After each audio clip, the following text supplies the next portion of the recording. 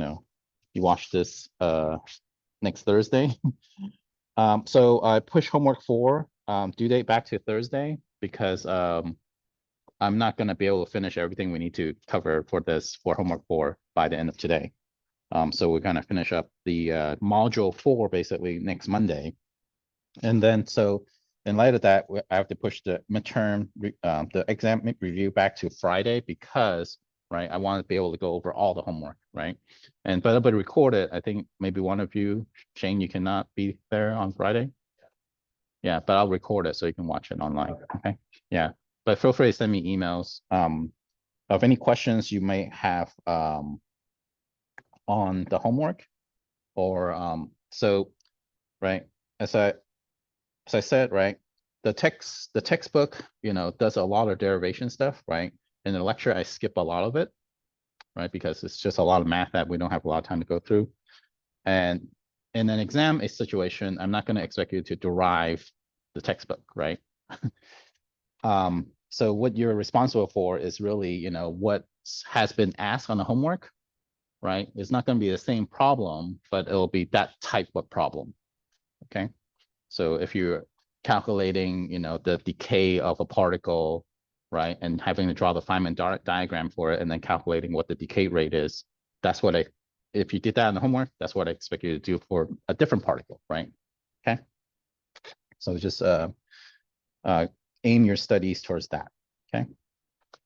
So with the speaking of decay, so previously, right, we talked about this idea of decay where the function that the exponential decay follows, right, is this exponential decay where, right, this gamma thing that we have up here is the thing we've been trying to calculate all of this time, right?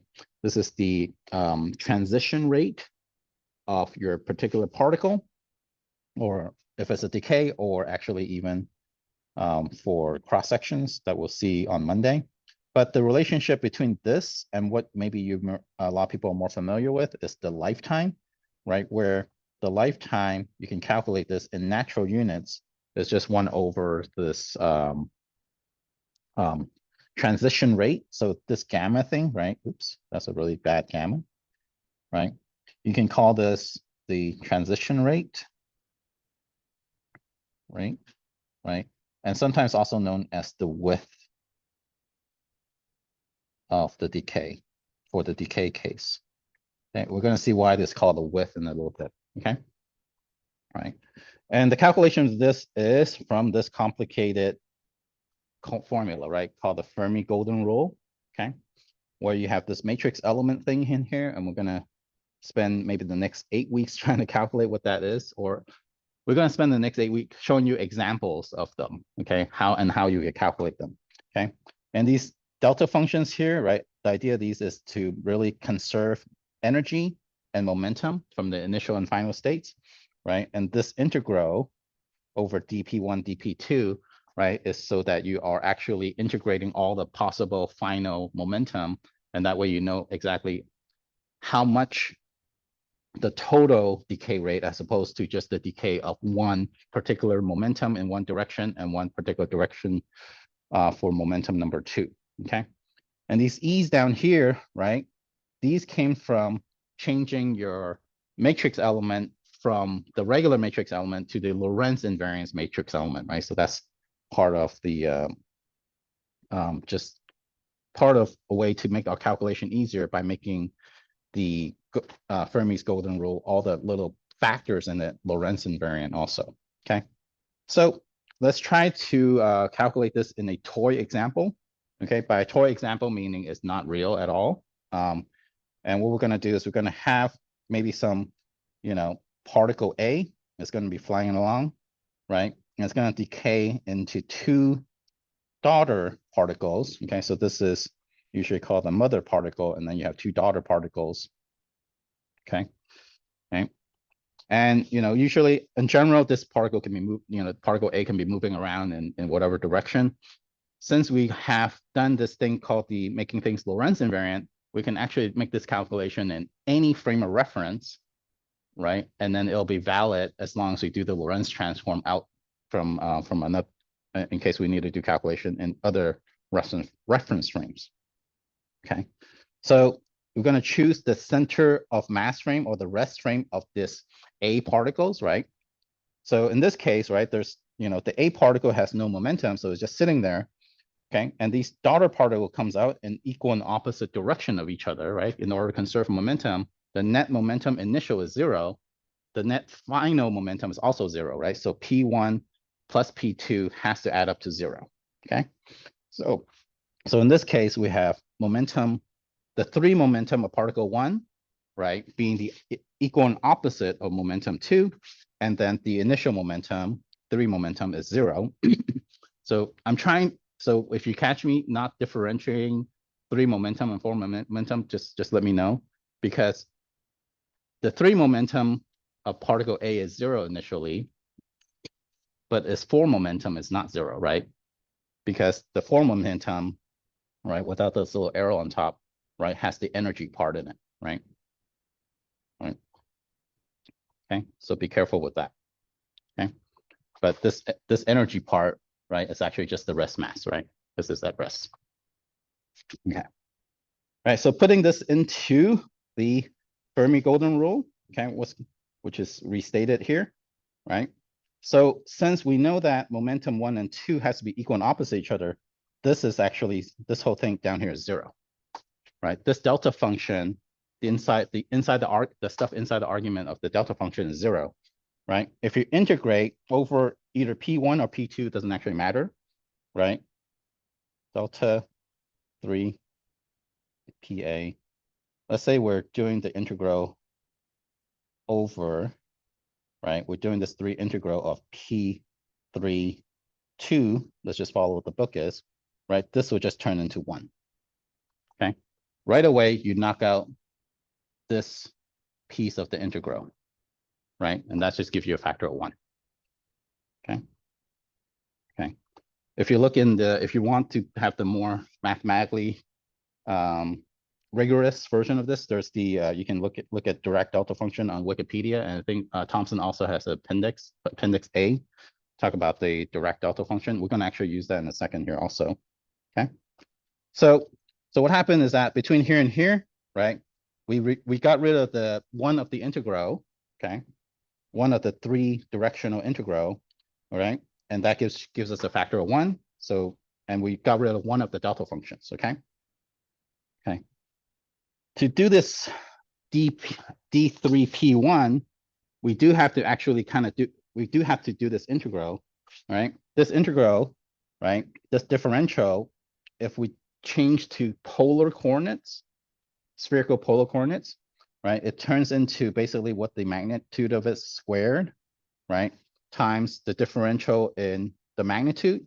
And then there's the sine theta, d theta, and then d phi. We're doing this integral over, right, a sphere of radius with the magnitude of the momentum, okay, whatever that is, okay?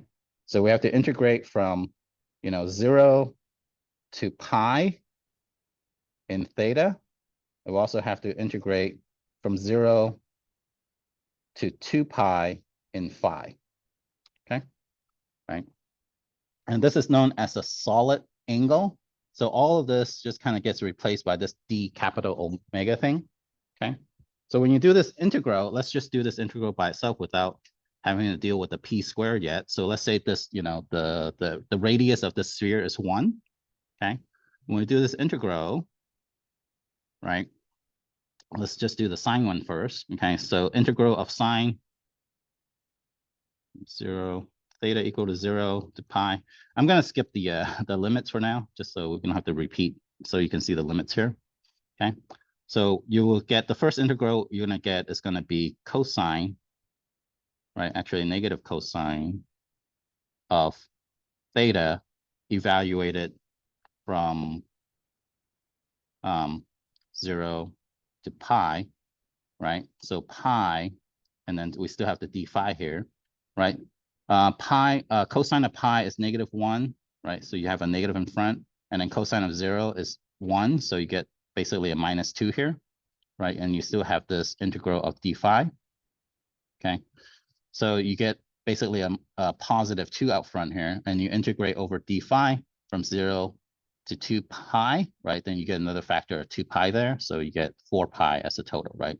So this integral, right, turns into just 4 pi if whatever you're integrating does not depend on theta and phi, right? Okay, and we're going to see we can do this in this toy example, but in general, you cannot, okay? Okay, and here we have so that kind of take care of this three momentum integral here, okay? These E1s and E2, there's going to be a lot of algebra steps, so I'm skipping all those algebra steps.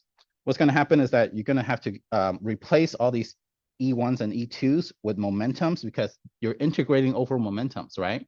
You cannot integrate over E's, right? So therefore, we're going to have this replacement here, okay? So this is basically E1, this is going to be E2, okay? All right. Okay. What's going to happen is that, so there's this complicated delta function where you have 1 over E1, 1 over E2s here. It's like, ooh, now we're in trouble. And what you can do, well, what Thomson does, it saves a lot of writing actually, okay, is what he did is he broke the function up into a function of G and a delta function that is a function of F of P, okay? It's like Dr. 3, go ahead. Do you mind going back to the solid angle and just talking about that a little bit more and how this connects a little bit to what we're doing right now? So the solid angle come from the fact that you have this integral over P3(1), right? Okay. So what we want to be able to do is change it so we can actually do this integral one at a time, as opposed to, you know, instead of doing it in X, Y, Z direction, we know the magnitude of the momentum has to be one value, right? So we want to actually do this in a spherical coordinate instead, and therefore you have a constant radius here, right? And then you're doing this integral over the phi and the theta, and it's related to this because, right? What we're going to do is we'll if the stuff inside the integral doesn't have any phi or theta dependence, we're just going to get a factor of 4 pi out, okay? And this is just a very simple toy example that we're doing, okay? Okay, thank you. Yeah, yeah. I'm not sure that cleared things up, but hopefully when we get to the result here, then we'll see why I'm making sure that people understand what the solid angle is actually doing, okay? Okay, so if you do this replacement, G actually turns into this little factor here. I don't know why he switched the order, right? Just P squared over the 4 times the energies. Okay, and the stuff inside the delta function is the stuff that's F, right? And F is actually, right, this mass of the mother particle minus basically the energy of the daughter particles, okay? Right? And since this is a delta function, this is where appendix 6A was very useful. I remember doing this, but 18 years ago, but then it's like, wait, this was a kind of a magical thing about delta functions, where another way to define the delta function is actually the derivative of the function inside that delta function with respect to some variable x, okay? In this case, the variable x is going to be P1, okay? And that's going to allow you to evaluate that delta function.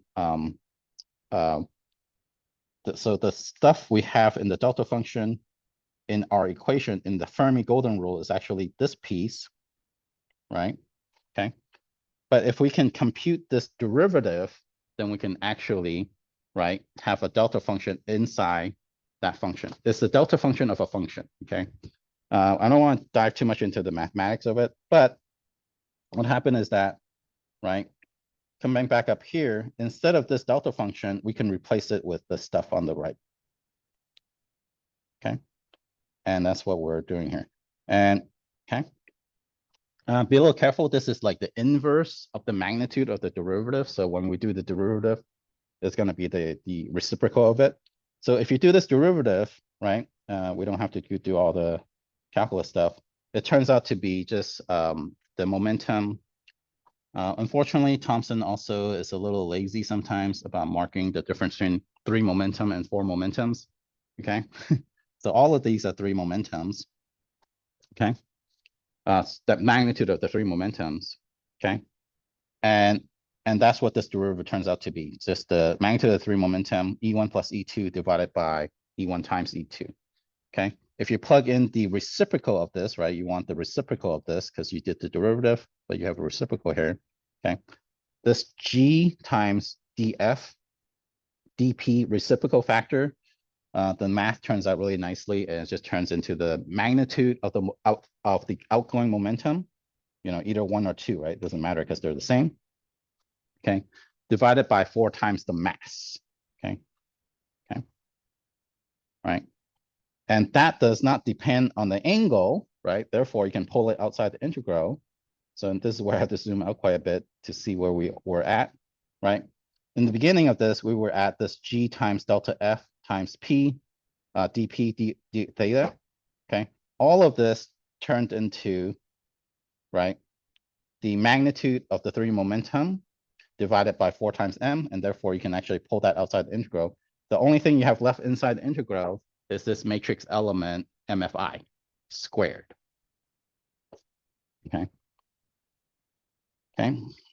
And in the homework in one of the homework problems, I think it's like the second or the fourth one, I'm going to have you derive the magnitude of the outgoing momentum as a function of all the different masses.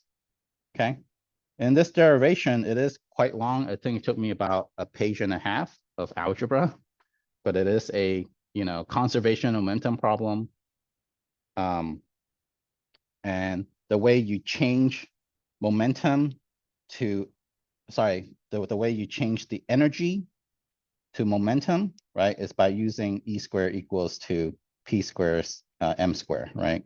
You're always using this energy Einstein relations.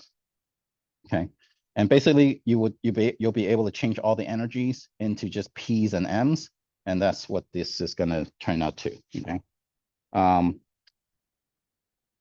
so it is a long derivation. So one trick that, in case those of you have not done a lot of math proofs before, right? One trick you can do. Let me skip. This is going to be a little side notes, right? So you know, you start off with some formula, right? You know, f of x, right? Blah blah. Right, and you derive, and you know what your goal is, right? Let's say f of x is, you know, ax squared plus bx plus c, right? You're trying to get there, right? But then you get stuck up here somewhere, right? One trick that I found was useful is that if you can actually go backward, right, and just meet in the middle, right? And then you have all the steps, okay? Right? That's a perfectly valid way to confirm an equation that you know is correct already, okay? All right. So this equation here, right, is valid for any decay processes, okay? So this works for any decay processes, okay, of 1 to 2, okay? The trick is that this matrix element thing square, right, that has all the physics in it, right? Does the decay prefer a particular angle, right? Does it have a particular phi? Does it have a particular theta dependence, right? What is the magnitude, right, of this matrix element, right? How big is it? What is the coupling constant, right, of that, right? What is the unit for this actually, right? Okay. Okay. So actually, before we move on, let's just keep let's do the toy model. Okay, what we're gonna do is I'm gonna borrow a toy model from the Griffiths textbook. If mine is too short, you can look at it in Griffiths. I think it's chapter 6. How, you know, Thomson doesn't do a lot of examples, so that's why I borrow Griffiths examples.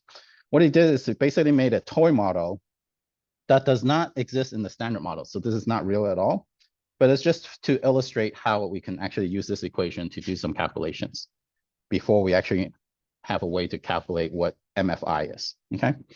So let's take the mass of the particle to be 91 GeV, and it's decaying into like basically 2 daughter particles that are low mass. Okay, this big O here means order of MeV, right? So the mass of A is much bigger than the mass of 1 and mass of 2. Okay. Okay. So in this case, right, we have, you know, some heavy particle A, right? And it's just decaying into 2 daughter particles. Okay, 1 and 2. Okay. Okay. Okay. So the Feynman diagram for this is you have some particle coming in, right? And it's decaying into 2 other particles, right? Okay. And here, right, there's a vertex here, and this vertex, we're going to call that to be proportional to a coupling constant G. Okay. Okay. I'm going to do the calculation here where we're going to say that maybe G, let's just take G to be 1. Okay. It doesn't have to be 1. And it's just so we can scale things. Simplifies. So this toy model, yeah, it does follow the Higgs boson also, because we have the Higgs boson is the only other spinless particles up there. Okay.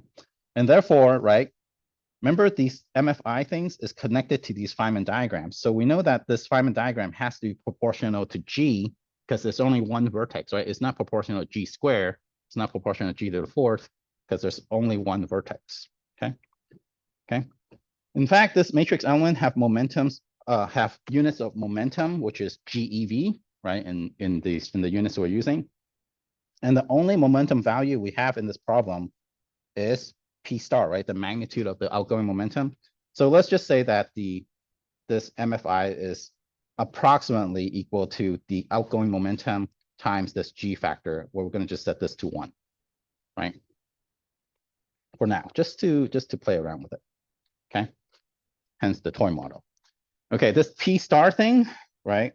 In the homework, right? We're going to derive this long relation. So I'll just give this to you right now. Okay. Right. In the case of MA being 91 GeV, and then M1 and M2, right, being much less than 91. So therefore, you know, we can approximate that as almost 0, right? So this goes away, this goes away, this goes away, this goes away, right? So you have M to the 4th inside the square root. M for the 4th inside the square root means this M squared outside the square root, right? And therefore, right, this P star just turns out to be half the rest mass of your mother particle, okay? 1/2 MA. Sorry, kind of zooming around a lot. I think this might be either better or worse. I don't know. Because for some reason, it doesn't know that there's an edge of the screen. Okay, let's just do this, okay? All right, so that simplifies a lot of things also, right? Because if we plug in, right, the matrix element Fi, right, square equals to, right, whatever P star is times G, right, all of that square, right, you just get 1/4 MA squared, right, if we have G equals to 1. Okay, it's just, we're just playing around with a fake thing, okay? You plug all this stuff in, you're gonna plug this over here, right, when you do this. So since 1/2 MA squared does not depend on integral of the angle, you can pull this outside, right? So P star, right, once again, is MA, 1/2 MA, okay?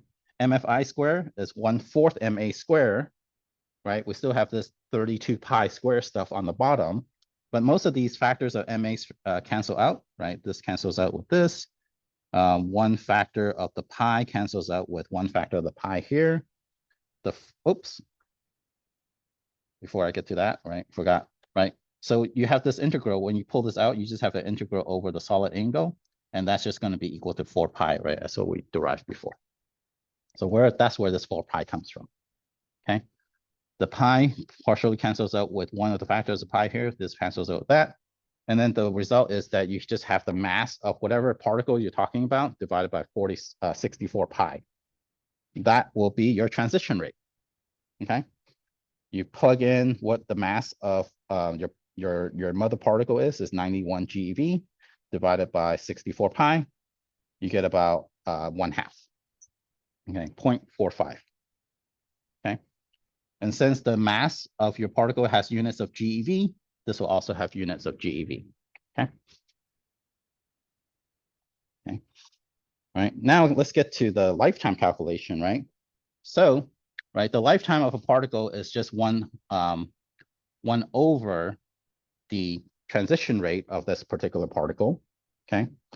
Right. But in order, just as you saw on Wednesday, right, in order to convert that to something that we can understand easier, we have to convert that back to unnatural units, or known as seconds, right? So if you plug in the transition rate as 0.45 GeV down the bottom here, right, 1 over that, right, is 2.2 inverse GeV. But I have no idea, is that a long time? Is that a short time? I don't know, right? So we want to convert that to seconds. The way you convert from GeVs to seconds is by multiplying by h bar. H bar is 6.6 times -16, 10 to the -16 in EV.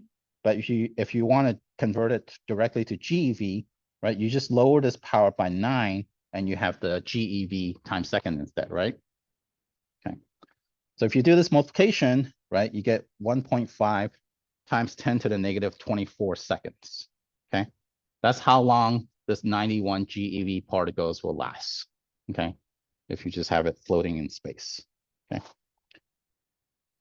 So those of you who may remember or not remember, I didn't pick 91, just out of nowhere, right? That's actually the mass of the W boson. Okay, my favorite boson, because I am the W boson. Okay, I think I always remember this number somehow. Anyway, so the if you actually look this up in the in either the particle data group information, right, you'll find that the lifetime of a W boson is actually 3 times 10 to the -24. Okay. Okay. It's off by like a factor of 10, right? Okay. Actually, by a factor of 5. But considering we didn't even do any of the physics, right? We just did MFI, where we made MFI equals to G times the momentum. We didn't even understand what was going on in there, right? And of course, the W boson is not spinless, right? There's a spin 1 particle, actually. And it does not decay into spinless particles also. It decays into 2 spin 1/2 particles, right? And there, not only that, but there's also like, there's multiple ways that the W boson can decay, right? Remember when we did the tau decay, it can decay into leptons, right? It can, and neutrinos. If I can have my screen back here, please, computer. Right, bunch of neutrinos, right? UE, right? Can't write nu E, right? But it can also decay into hadrons, right? So all of these channels actually are multiplying, right? So maybe we only calculated the decay of this, but then, if you have this and this and this, they will all sum up together, right? Remember that idea of branching ratio, right? All of these transition rate will add up, okay? And since the lifetime is inversely proportional to transition rate, right? Therefore, having a smaller transition rate means having a smaller lifetime means you should have a bigger transition rate, right? About factor of 5 times bigger, right? But we got something we didn't get like 1,000,000 years, right? So that's good. Right, we got within a factor of 5 just by blindly plugging in the equation, as assuming a lot of things are 1, which they're not, right? Also, okay, and also it's not the only process, right?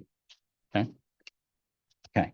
But the reason I bring up this example is so we can look at why this thing is sometimes called width. So the transition rate, right, that we just calculated, right, it's also sometimes known as the width of the decay. And why the heck is this? Okay, okay. This is due to the shape of this thing called the Breit-Wegner. Those of you who I myself never had to read German or anything like that. Whenever you see a W in German sounding name, you just pretend it's a V. Okay, Breit-Wegner distribution. The Breit-Wegner shape looks like this, where, right, the particle has some mass, right, and when it decays, right, all of that mass energy right, if it's decaying to massless particles, will turn into energy, right? But what happened is that you don't just get a single line here like this, okay? You have some width to it, okay? And this width is due to the uncertainty principle where you have delta T, delta E has to be bigger than or equal to h bar over 2. And what happened is that you're going to come up with some width, and that's why this gamma is actually that width, okay? Okay. To plot the bright vector is a little bit complicated. If you look it up on Wikipedia, you have like 3 equations plugging into 1 equation, and you can plug in a bunch of stuff like that. But what I found was that you can get a close approximation to it. So this is not exactly the bright vector, but you get a pretty good approximation of it if you just plug it into this equation here. Okay, where you have gamma on top over 2 pi, 1 over the difference in the energy of the energy of the decay minus the mass square, and then the width squared to the divided by 4. If you plot this on your favorite programming language or just on the website somewhere, right? If you plug in gamma, in our case was 0.45, right? We have 0.45 here, right? The mass of our spinless thing is 91. And so all of this is in GeV, right? Where X is the energy, right? That's the dependent variable, the independent variable, okay? You'll get this shape, right? Which is what's known as, it's a pretty close approximation to the bright vector distribution, okay? So in this class, we're just going to be using this instead, okay? I don't want to deal with the calculating all these gammas and calculating this K and stuff like that, okay? Okay, so that's the reason why this is known as the width, okay? Also, okay, so in different places, you're going to see gamma as transition rates, right? That's what we're calculate, but sometimes also known as the width, right? So the wider the width, the faster things decay. Narrower the width, the slower things decay, okay?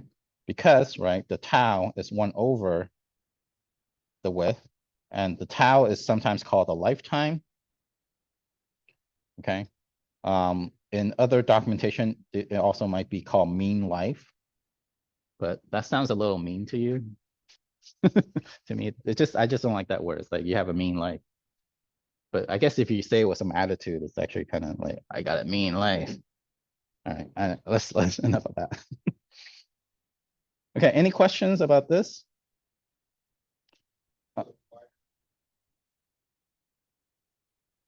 The wider the width, the faster it decays, right?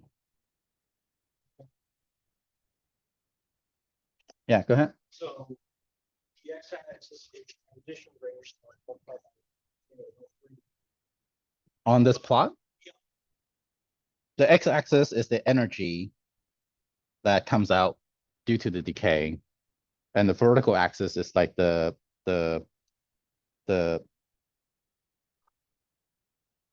it's not the transition rate, it's basically the probability of having that particular energy. Okay. That's usually from 0. Not necessarily. You're gonna see in the homework, it can go. So, because the thing is, the way you scale this is basically, I think the area of this is just 1. I'll just reference to the first two that you showed. Yeah. Yeah. That's it. Yeah, I think scaling it to 1 is nice, but you don't have to. I don't expect you to, because you can multiply this function by some number to make it scale to 1, right? Yeah. Other questions, maybe on Zoom? Yeah, there's a Yeah. good question in the chat, Dustin. Is there any intuition as to why the uncertainty is related to the lifetime? So one thing you can think about is that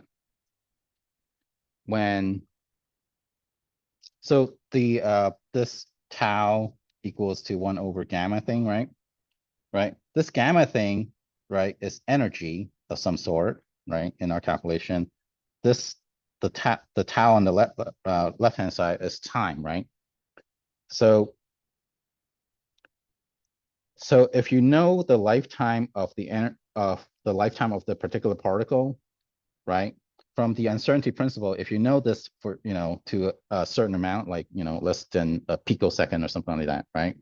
That means the energy that comes out of that process has to have some width to it due to the uncertainty principle, where you're applying, well, if tau is, within a picosecond, therefore, the uncertainty in energy has to be some number in order to obey the uncertainty principle, right?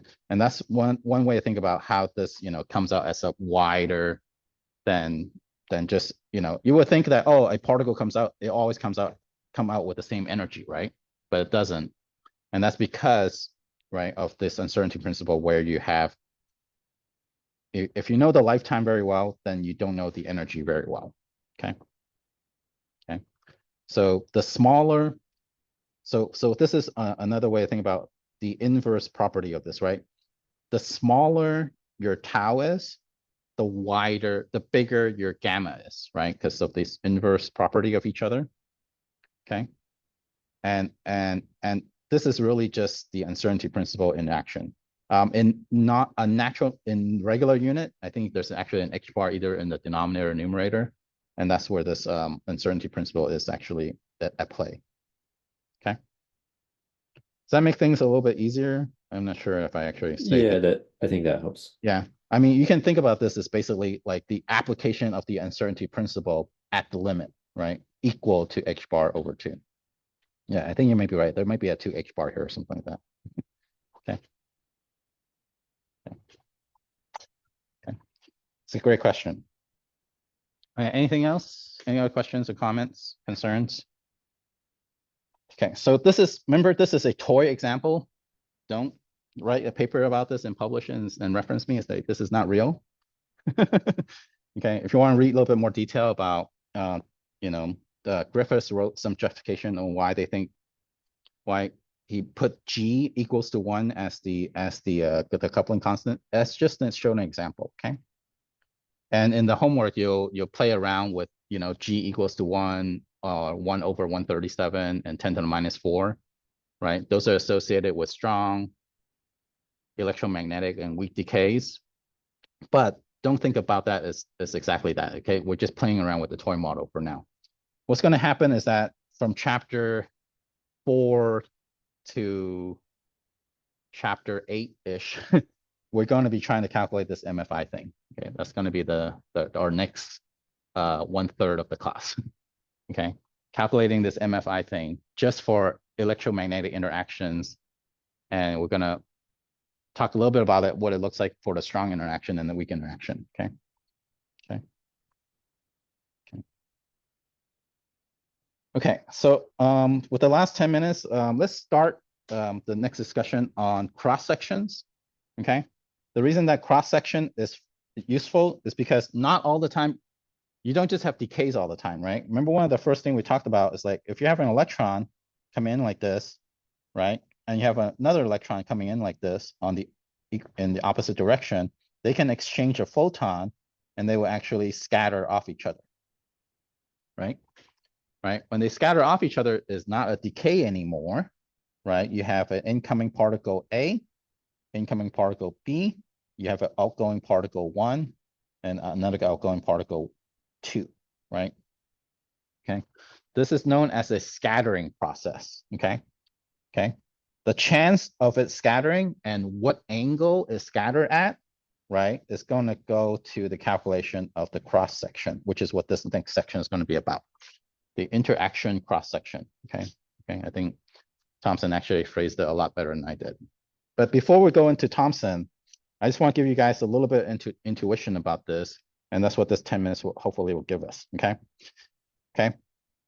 When you imagine an electron passing by another electron and they scatter off each other, you really cannot think about like, oh, what is the size of an electron, right? I don't know what that is, right? In fact, fundamentally, so far, right, all the elementary particle, all 17, electron, muon, tau, up, down, quark, right, all the quarks, all the bosons, we have not measured any size of them at all. Because if we were able to measure the size of them, we can actually look inside what's in there, right? What makes up that size, okay? So the fact that they are elementary particle fundamentally make them without dimensions, right? There's no size to them at all. So how do you think about cross-section in that case? Okay, what I want to do is give you guys the classical way of thinking about cross-section, and you can use it as an analogy, but just be careful that it's not exactly that anymore. Okay, it's just kind of conceptually the same. Okay, so instead of two electrons scattering off each other, okay, and this is a drawing that came out of Griffiths also. Imagine you have two spheres, okay, spheres A, sphere B, okay, and they're flying towards each other, right? What's going to happen is that if sphere A touches sphere B at this point, they're going to bounce off each other, right? Imagine like a, right? Oops. And then this is going to go on this way. Okay. So in this type of classical interaction, right, the interaction, right, is going to be proportional to what of these two objects?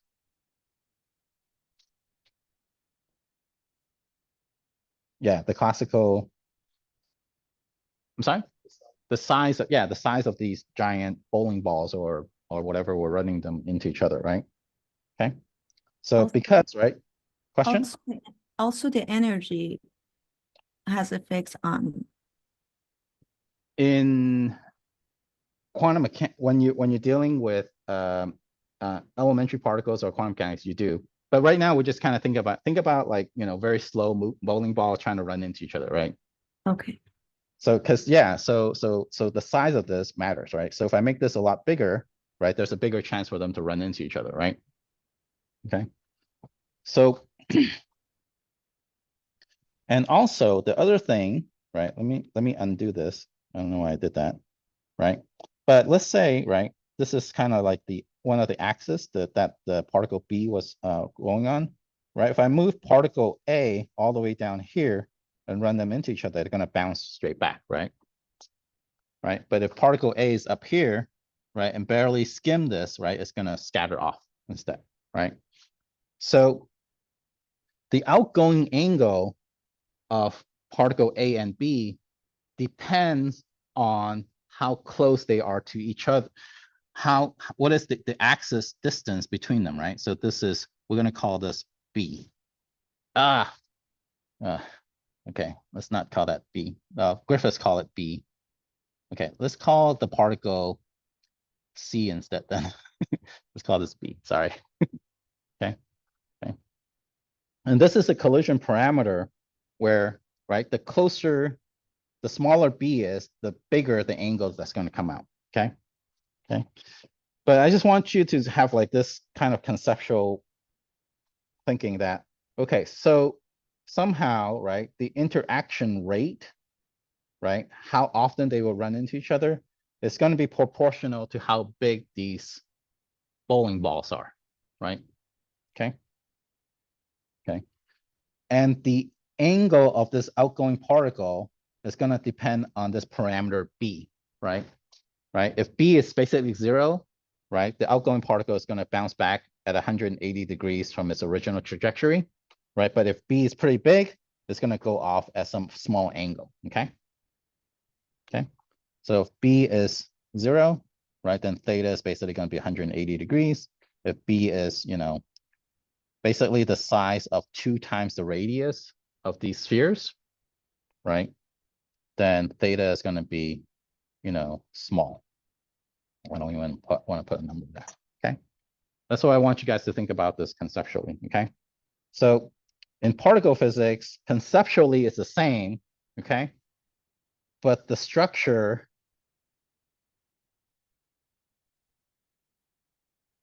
but the problem is that elementary particles don't have structures to them, so you can't really calculate the area of these spheres anymore, okay? There's also a problem that, well, some of the interactions are range, right? So remember the 2 electrons scattering off each other, they are exchanging photons, right? They don't have to even touch each other. They have a range interaction, right? So how do we account for that? Okay. So before going into Thomson's, derivation, which I really like how he was actually able to do these, take you step by step to understand how the interaction cross section is related to, gamma Fi, the transition rate, right? We're trying to relate these two things together. Okay. I just want to tell you kind of what the units of these cross section is going to be. Okay. It is going to be some sort of area, right? So the unit for cross section, which is the symbol sigma. Okay. So this is defined as the cross section in this case, right? I know we use sigma for other stuff also, but okay. The units for that is going to be some sort of area. That means it has a units of length square. So an SI unit, that's going to be meter square, right? Okay. So remember length in natural units has units of, what was it have? You guys remember length? What's the unit for length in natural units? What power GeV? You guys remember? I'm sorry? -1, correct. Correct, Merlin. Good job. Okay. And therefore in natural units, right, cross sections will have units of GeV -2, right? Because you square them. Okay. However, this is where it's really annoying. People don't use that. Okay. Particle physics community actually uses this unit called barn. So what the hell is a barn? Well, I know what a barn is. I mean, I live in Turlock, forgot. So I see barns. Okay. 1 barn is equal to 10 to the minus 28 meters square. So in this class, whenever we're talking about cross section, right, we're going to use the unit of barn. And what you have to do is you have to convert that to meter square. Then you have to convert it to GeV -2. Okay, just to make things more fun. Okay, yay. Okay. There is a reason for this, by the way. The cross section for fast neutrons hitting uranium-235 is approximately 10 to the minus 28 meters square. Anyone know why we want to hit uraniums with neutrons? Someone on Zoom maybe might know this. It is an isotope of uranium. I mean, most uranium is 238, not 235. Nuclear stuff. Okay. Anyone on Zoom? What type of where will we find this process? In the last 2 minutes, I just want to chat with you guys. Who did this? Where do we still do this?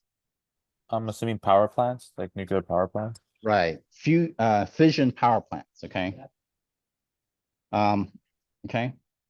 So if you have a uranium-235, right, and you basically shoot it with a neutron, right, it makes it unstable, and then it decays into, oh crap, thorium and a cesium, I think.